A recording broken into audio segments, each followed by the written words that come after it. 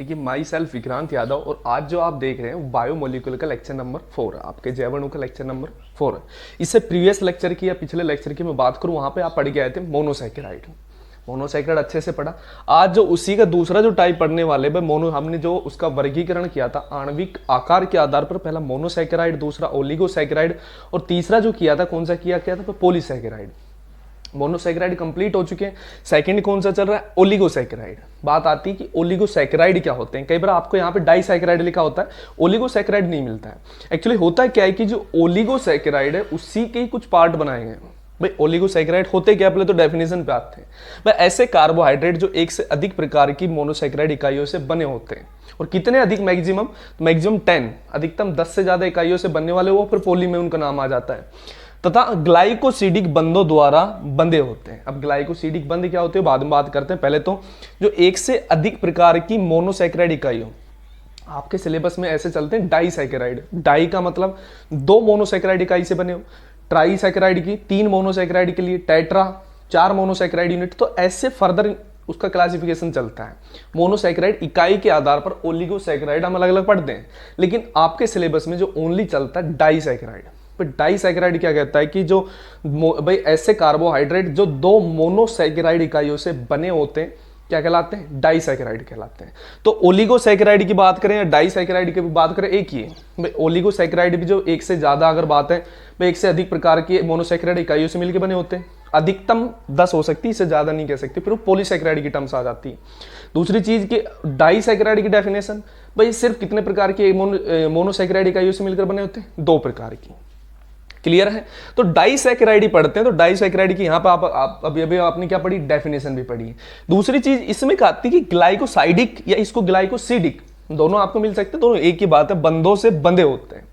भाई मोनोसैकेराइड जो इकाई होती है, जैसे कि आपकी ग्लूकोज हो गई, तो ग्लूकोज या जैसे और भी दूसरी कोई मोनोसैकेराइड इकाई है, आपस में जब जुड़ती है तो उनमें क्या है, एक ऑक्साइड लिंकेज बनता है, एक ऑक्साइड बंध बनता है, जो भी थोड़ी देर में हम उसको भी पढ़ने वाले हैं। क्या बनता है?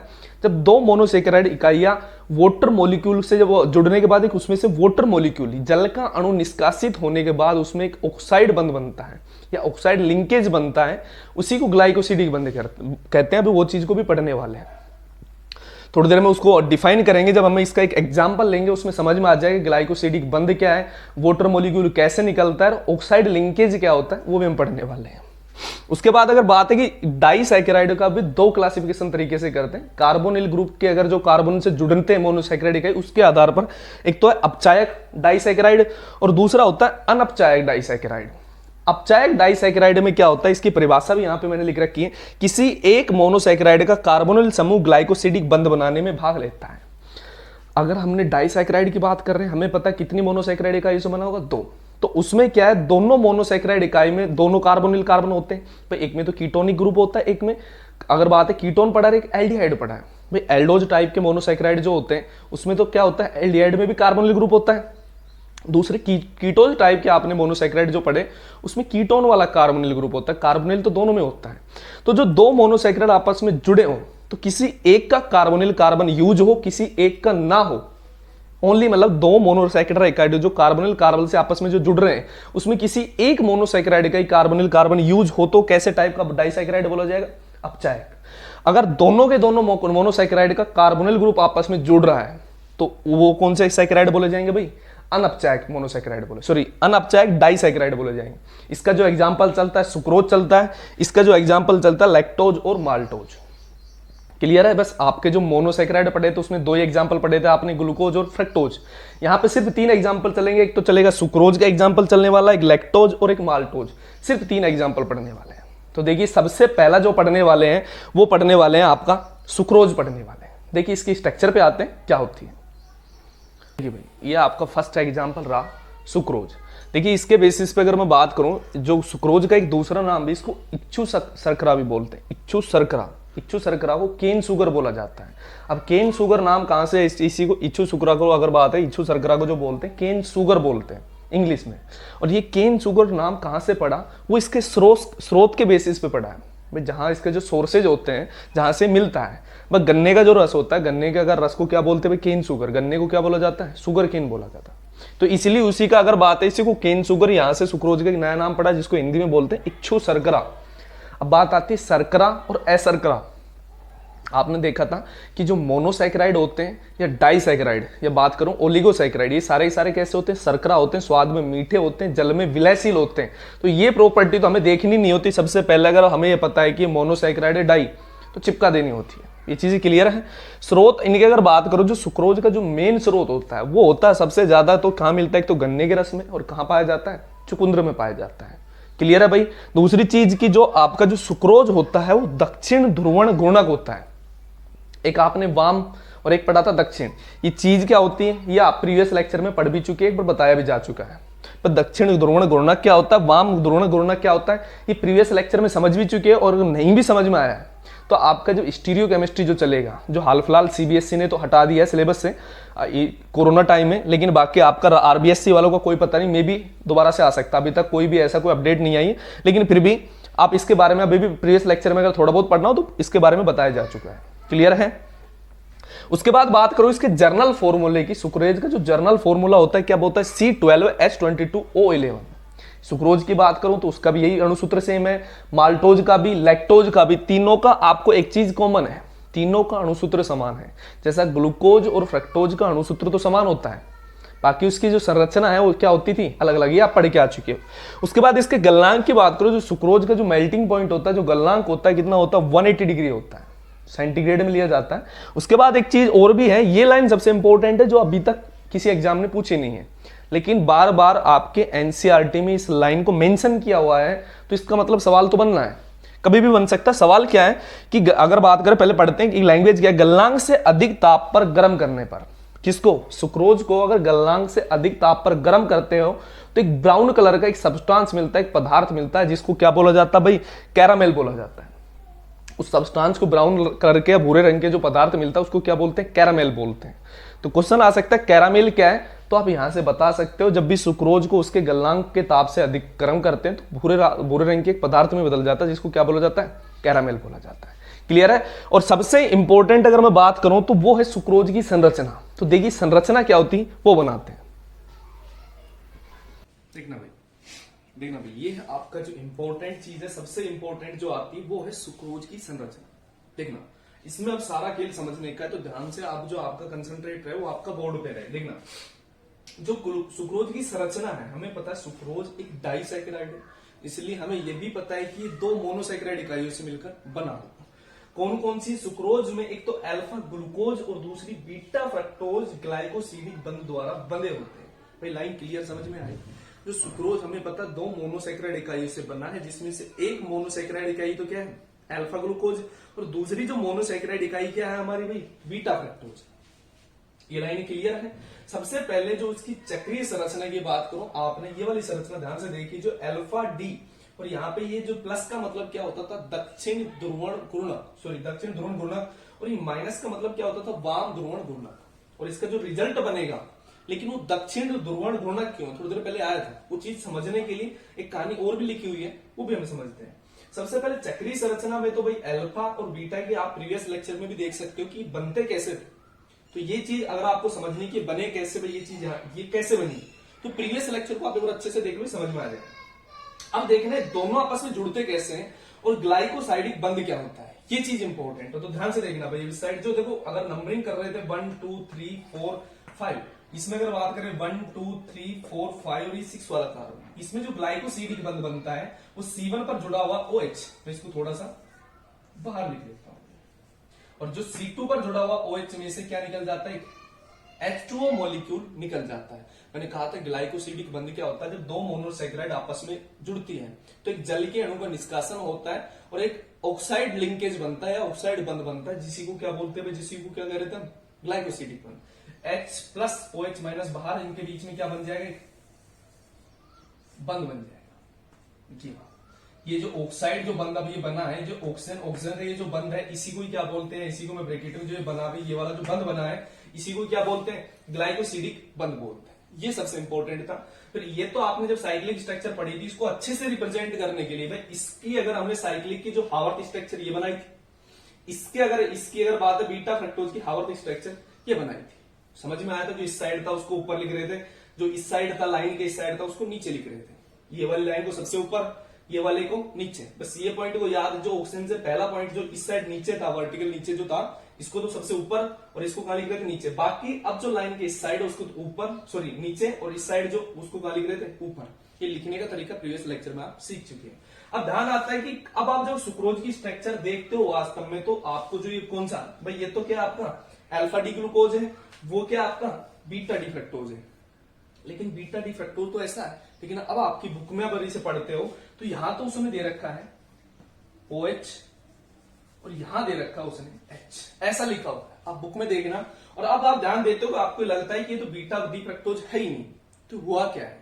तो ध्यान से देखना, वास्तव में जो फ्रक्टोज की स्ट्रक्चर होती है वो ये होती है। अभी जो पहले बनी हुई थी ये तो क्या आपका बीटा डी फ्रक्टोज है। अब इससे बना कैसे, ऐसे तो जुड़ता नहीं, जुड़ता कैसे है। अब मॉलिक्यूल को ध्यान से देखना, बिल्कुल इंपॉर्टेंट है। इमोजन, आपका जो इमेजिनरी प्रोसेस है, आपका जो काल्पनिक दुनिया है, उसको देखना।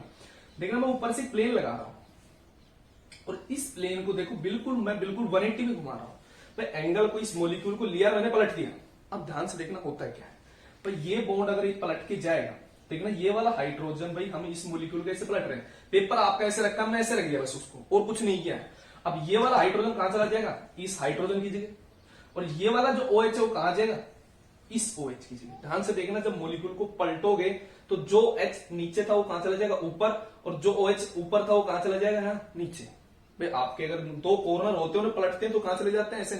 भाई दो ऐसे कॉर्नर ऊपर, उनको पलटोगे, जो इस साइड था वो उस साइड नीचे चला जाता है। देखो जो इस साइड है उसको पलटने के बाद देखना उस साइड नीचे है, मतलब जो इस साइड है, देखो हमने पलटा तो कहां चला जाएगा, वहां पे। पलटने के साथ साथ जो उस साइड था वो कहां जाएगा, इस साइड। ये तो इस वाले बॉन्ड का प्रोसेस है।